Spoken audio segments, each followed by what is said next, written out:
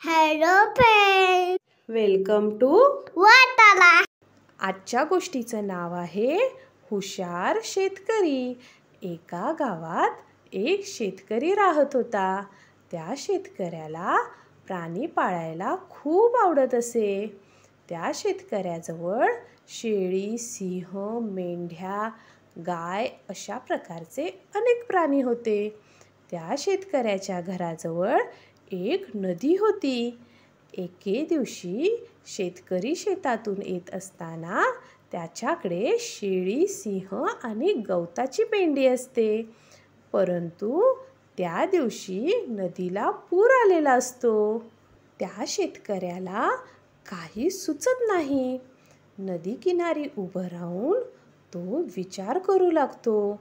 शेळी, सिंह आणि गवताची पेंडी ह्या 3 गोष्टी होडीत घेऊन नदी पार करून कसं जावं, हा प्रश्न त्याच्या समोर पडतो. तो विचार करू लागतो. जर गवत पहिल्यांदा घेतलं तर सिंह शेळीला खाऊन टाकेल. जर सिंहाला घेतलं तर शेळी गवत खाऊन टाकेल. शेतकरी हुशार असल्यामुळे तो विचार करतो आणि कामाला सुरुवात करतो. शेतकरी होडीत पहिल्यांदा शेळीला घेतो आणि दुसऱ्या टोकाला सोडून येतो. नंतर तो सिंहाला घेतो. सिंहाला दुसऱ्या टोकाला सोडतो आणि शेळीला पुन्हा स्वतःबरोबर घेऊन नदीतीरी येतो. त्यानंतर तो शेळीला तेथेच ठेवतो आणि गवताची पेंडी घेऊन दुसऱ्या टोकाला जातो. सिंह आणि गवताची पेंडी एकत्र ठेवतो व शेळीला आणण्यासाठी निघतो.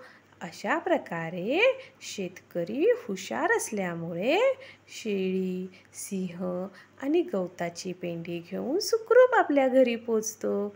यावरून आज आपण काय शिकलो? विचार करून काम केलं तर अशक्य गोष्ट पण शक्य होते. गोष्ट आवडली असेल तर लाईक करा, शेअर करा, चॅनेलला सबस्क्राईब करा. भेटूया लवकर. तोपर्यंत काळजी घ्या. बाय. धन्यवाद. थँक्यू.